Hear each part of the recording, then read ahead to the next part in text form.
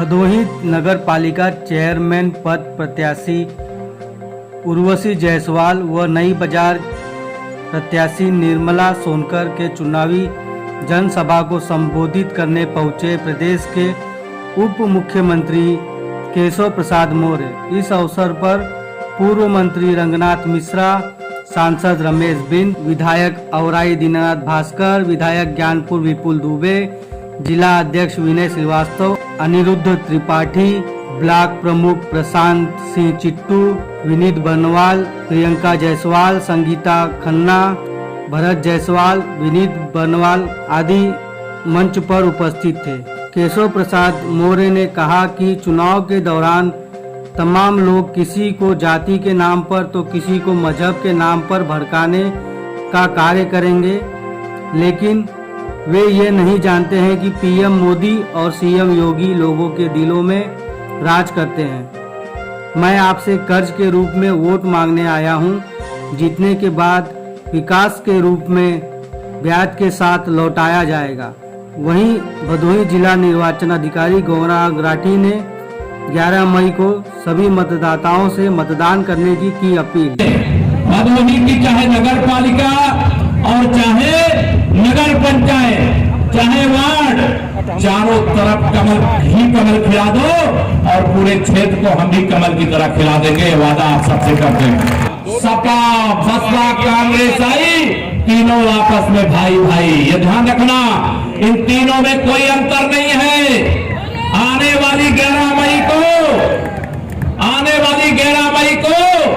कमल के फूल को वोट दे करके मेरे केवल चेयरमैन ही नहीं, मेरे जितने पार्षद प्रत्याशी हैं उनको भी भारी मतों से जिताने की मैं आप सबसे अपील करने के लिए आया हूं।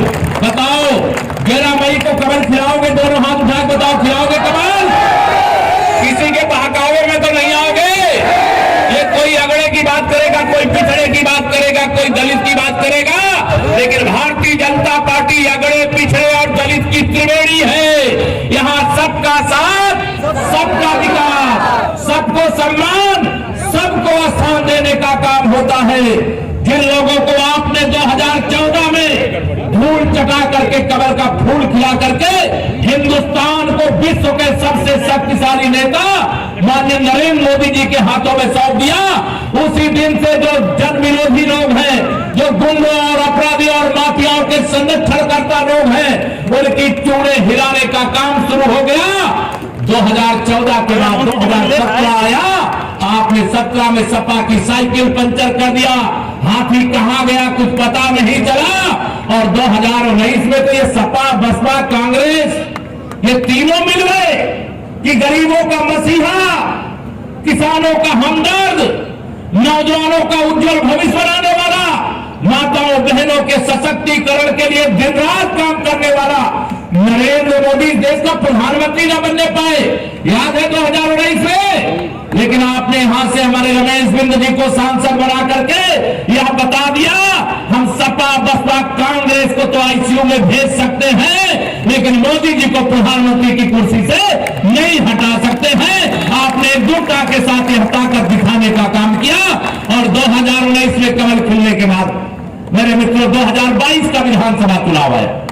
2022 के चुनाव में चुनाव चल रहा था और गुंडागर्दी चरम सीमा पर पहुंच गई। चुनाव के दौरान उनको नहीं मालूम था कि भारतीय जनता पार्टी लोगों के दिल में है और लोगों के दिल में भारतीय जनता पार्टी। मैं आप सब लोगों को यहां पर यह कहना चाहता हूं, भदोही नगर पालिका सहित ये जनपद भदोही का हृदय स्थल है, और इस बार तो इस नगर पालिका क्षेत्र का विस्तार हो गया कि नहीं हो गया है? दोनों हाथ उठा के हो गया कि नहीं हो गया? यह विस्तार इसलिए नहीं हुआ कि गांव अभी गांव बना रहे, गांव भी शहर की तरह चमके, और डबल इंजन की सरकार जो आपने बनाई है, चाहे दिल्ली का खजाना, चाहे लखनऊ का खजाना, यहाँ के विकास के लिए खुला रहना चाहिए। और दोनों सरकारों की ओर से मैं आपको भरोसा दिलाता हूँ, 11 मई को आप कमल के फूल पर वोट दीजिए। लक्ष्मी जी न साइकिल पे आएंगी, न हाथी पे आएंगी, न हाथ के पंजे पर आएंगी, वो कमल के फूल पर बैठ करके आएंगी और इस भदोही जनपद के सभी नगर निकायों का शानदार और जानदार विकास करने का काम करेंगी। मैं आप सब लोगों को आज यहाँ पर यह भी कहूंगा, ये विरोधी सोचते हैं कि नगर निकाय में कहीं कुछ खाता खुल जाए, तो हम 2024 में जब फिर से लोकसभा का चुनाव होने वाला है, ये सब फिर एकजुट हो रहे हैं, कह रहे हैं मोदी जी को 2024 में प्रधानमंत्री नहीं बनने देंगे। क्या ये माननीय मोदी जी को 2024 में प्रधानमंत्री बनने से रोक सकते हैं क्या? दोनों हाथ उठा के रोक सकते हैं क्या? रोक सकते हैं क्या? दोनों हाथ उठा रोक सकते हैं क्या? ये नहीं रोक सकते, क्योंकि जनता जनार्दन के दिलों में मोदी जी हैं। आज गरीब कल्याण के लिए समर्पित सरकार कौन है? पिछले 3 साल से अधिक समय से बताइए, गरीबों को फ्री में राशन लगातार मिल रहा है कि नहीं मिल रहा है? दोनों हाथ उठा के बताओ, मिल रहा है कि नहीं मिल रहा है? ये भारतीय जनता पार्टी की सरकार इसलिए राशन मिल रहा है।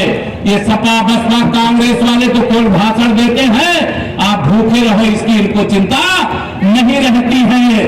भारतीय जनता पार्टी के गांव क्षेत्र के लोग हो, प्रधानमंत्री आवास योजना में मेरे हजारों गरीबों को गांव में जो रहते हैं उनको प्रधानमंत्री आवास दिया गया, उनको शौचालय साथ में दिया गया, गैस और बिजली का कनेक्शन साथ में दिया गया। जो गरीब परिवार है उनको इलाज कराने के लिए 5 लाख का आयुष्मान भारत कार्ड दिया गया। और इतना ही कहूंगा मेरे भाई बहनों, अभी तो जो कुछ भी विकास की किरण आप तक पहुंची है वह तो झांकी है, पूरी पिक्चर तो 13 मई के बाद आना बाकी है। 13 मई के बाद आना बाकी। मैं इसलिए आप सब लोगों से वोट मांगने नहीं आया हूं, मैं तो वोट के रूप में कर्ज मांगने के लिए आया हूं। क्या मांगने आया हूं? वोट के रूप में कर्ज मांगने आया हूं। आप कमल खिलाइए, विकास करके ब्याज के साथ चुकता कर देंगे, ये आपको भरोसा दिलाना था। और भारतीय जनता पार्टी का कमल का फूल गरीब के जीवन में खुशहाली की गारंटी है।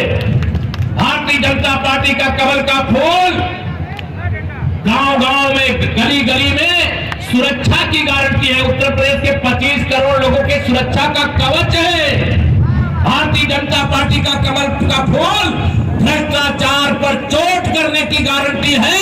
और जिन लोगों ने भी मेरे गरीबों को लूट करके अपनी तिजोरियां भरी है, मेरे प्रधानमंत्री जी पहले ही कह चुके हैं, न खाऊंगा न खाने दूंगा, और जिसने भी मेरे गरीबों को लूट करके खाया है उसको भी वसूल करके उन्हीं गरीबों के जीवन में खुशहाली लाने के लिए योजना बना करके खर्च करने का काम करूंगा। सादर नमस्कार, मैं गौरांग राठी, जिलाधिकारी भदोही और जिला निर्वाचन अधिकारी, आप सबसे अपील करता हूं कि लोकतंत्र के इस महापर्व पर जो नगर निकाय चुनाव 2023 के रूप में मनाया जा रहा है उसमें हर्षोल्लास से अपना सम्मिलित हों और प्रतिभाग करें। मतदान बहुत ही सरल प्रक्रिया है। आप 15 विभिन्न पहचान पत्रों के माध्यम से मतदान केंद्र पर आकर वोटिंग कर सकते हैं। इसमें मुख्यतः पैन कार्ड, आधार कार्ड, जो निर्वाचन आयोग द्वारा मतदान पहचान पत्र दिया जाता है उसके द्वारा, और इसके अलावा भी विभिन्न पहचान पत्र जैसे पासपोर्ट इत्यादि के माध्यम से भी आप आकर वोट कर सकते हैं। यदि आपको कोई संशय है तो Uttar Pradesh state election commission की वेबसाइट पर जाकर upsec.nic.up.in पर जाकर भी अपना नाम वोटर लिस्ट में चेक कर सकते हैं। गर्मियों का मौसम है तो आपका मतदान सुलभ हो, इस हेतु विभिन्न प्रयास किए गए हैं। आप मतदान केंद्र से 100 मीटर की परिधि तक अपने व्यक्तिगत वाहन को ला सकते हैं, जिससे आपको आवागमन में असुविधा ना हो। यदि कोई दिव्यांग है या वृद्धजन है, उनके लिए सभी केंद्रों पर व्हीलचेयर की उपलब्धता सुनिश्चित कराई गई है, और इसके साथ साथ सहयोग के लिए एक पुलिसकर्मी भी तैनात किया गया है जो उनको मतदान देने में मदद करेगा। इसके अलावा सभी केंद्रों पर छांव और शेड इत्यादि की भी व्यवस्था की गई है, ताकि अगर कतार में खड़ा होना पड़े तो किसी प्रकार की कठिनाई ना हो। और इसके साथ साथ पेयजल इत्यादि की भी सुविधा वहाँ पर उपलब्ध रहेगी, जिससे कि आप सकुशल मतदान अपना सुलभता से एक्सरसाइज कर सकें। इसके साथ साथ रहे कि किसी प्रकार की भी गलत प्रैक्टिस में ना तो स्वयं सम्मिलित हो, और अगर आपके संज्ञान में भी आती है तो कृपया हमारे कंट्रोल रूम नंबर 250 555 और 250 556 पर सूचना देकर मतदान में कोई भी अगर बाधा बन रहा है और गलत प्रैक्टिस कर रहा है तो उसके बारे में सूचना देने की कष्ट करें। इसके अलावा अंत में यही आग्रह है कि आपका वोट आपका कर्तव्य है, आपका मौलिक अधिकार है। एक निष्पक्ष, पारदर्शी, स्वतंत्र और शांतिपूर्ण मतदान भदोई में हो और पिछली बार से भी बहुत अधिक संख्या में लोग मतदान करें, ऐसा सुनिश्चित करने के लिए कृपया इस महाआहुति में, महाहवन में अपनी आहुति देने का कष्ट करें कि 11 मई को पहले मतदान और फिर जलपान। बने रहिए हमारे साथ, देखते रहिए राष्ट्रीय दैनिक जगत समीक्षा।